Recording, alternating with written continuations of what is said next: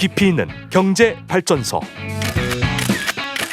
시민과 함께 공부하는 경제 시사 프로그램 경제발전소 박연미입니다.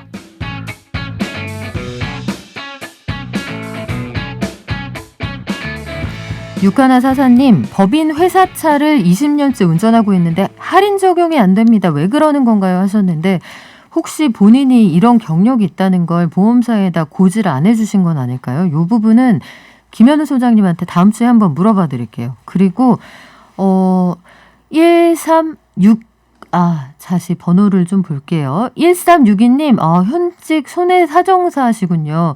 제가 이 부분에 대한 의견, 면책이 아니라 배상입니다. 그리고 자손에 대한 의견, 요거는 김현우 소장님하고 상의를 해서 다음 주에 다시 한번 고지를 해드리겠습니다. 자, 예성연중, 김환선님, 매번 맞이하는 월요일인데 왜 적응을 못하고 늘 월요병을 겪을까요? 저는 생활의 달인에 출연해도 될 것 같아요. 네? 부장님 화나게 하기 편. 제가 뭘 해도 뭘 하지 않아도 화를 내시는 부장님이 너무 무서워요. 신데렐라처럼 구박은 그만 받고 사랑받고 싶습니다 하셨는데 생각을 바꿔보세요. 부장님이 화내기 생활의 달인이라는 생각은 왜 못하시는 거예요? 부장님이 달인일 수도 있습니다. 자, 그 사이에 손님 오셨는데요. 오늘은 대기업들의 주식 소유 현황 어떻게 달라지고 있는지 참세상연구소 홍성만 실장님 모셔서 따져보겠습니다. 안녕하세요. 네, 안녕하세요. 대기업, 재벌그룹, 지배구조 문제 이거는 한 3, 40년 전부터 계속 나온 얘기 같은데 네네. 코로나 위기 이후에 달라진 게 있나요? 최근에 공정거래위원회가 공시 대상 기업, 그러니까 독점 규제 대상 기업들 이제 주식 소유 현황 분석 자료를 공개했는데요. 그걸 보면 이제 내부 지분율이라고 이 총수일가 지분을 포함해서 이제 계열사 주식이나 이 자사주 같은 걸 다 포함한 그런 지분율인데 그 지분율은 1년 사이에 올라갔어요. 1% 정도. 근데 이제 총수 일가 지분율이나 총수 지분율은 이게 조금 떨어졌습니다.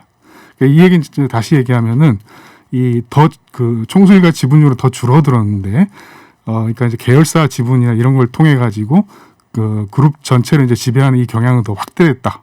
이렇게 좀 볼 수 있는 거기 때문에 명백하게 이거는 이제 지배 구조가 악화됐다. 이렇게 볼 수 있을 것 같습니다. 직접 본인이 주식을 사서 회사를 지배하는 구조가 아니라 네네. 건너서 순환하는 구조로 회사를 갖고 있는 경우가 많다. 네. 실질적으로 오너라 부를 수 없는 상황이라는 건데 계열사 내부 거래, 사익 편취 문제가 유독 자주 거론되는 것 같기도 하더라고요. 네네. 최근에 특히 이제 올해 이제 그 내부 거래나 사익 편취 문제가 더 문제시 됐는데요. 그거는 이제 그 사익 편취 대상 기업 자체가 올해 좀 대폭 늘어난 그 경향들이 있습니다. 그러다 보니까는 문제도 이제 더 확대되고 있는 그런 이제 양상이라고 좀 볼 수 있는데요.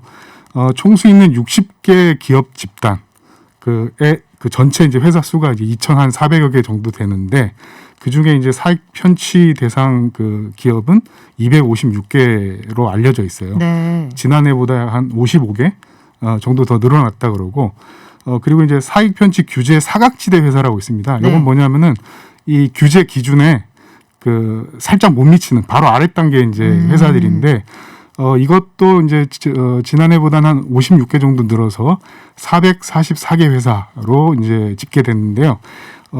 올해 초에 이 법이 바뀌었습니다. 그래서 그 사각지대 회사가 올 연말이면은 이 사익 편취 규제 대상 기업으로 포함되게 그렇게 됐습니다.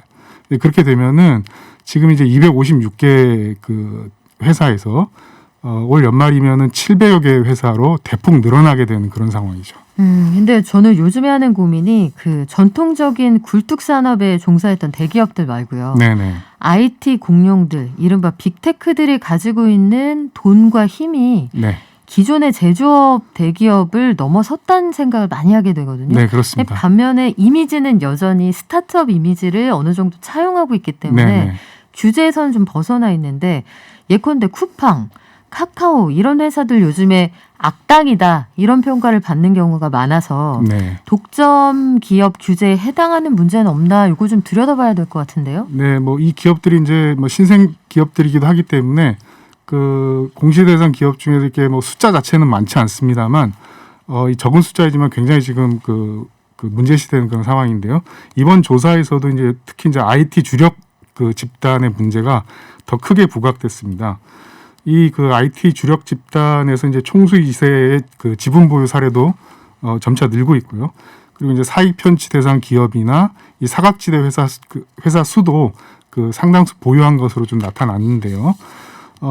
이제 카카오나 네이버 같은 이제 그 IT 대기업 계열사 중에서 이 사익 편취 대상 기업은 지난해 4개에서 올해 이제 6개로 확대했는데 이게 뭐 숫자가 별거 아닌 것처럼 보이지만은 근데 이제 사각지대 회사를 보면은 이게 지금 21개로 집계가 됐어요. 네. 그래서 올 연말에 이제 연말로 보면은 지금 6개 회사가 올 연말에 이제 27개 회사로 이제 대폭 늘어나게 된 그런 상황인 거죠.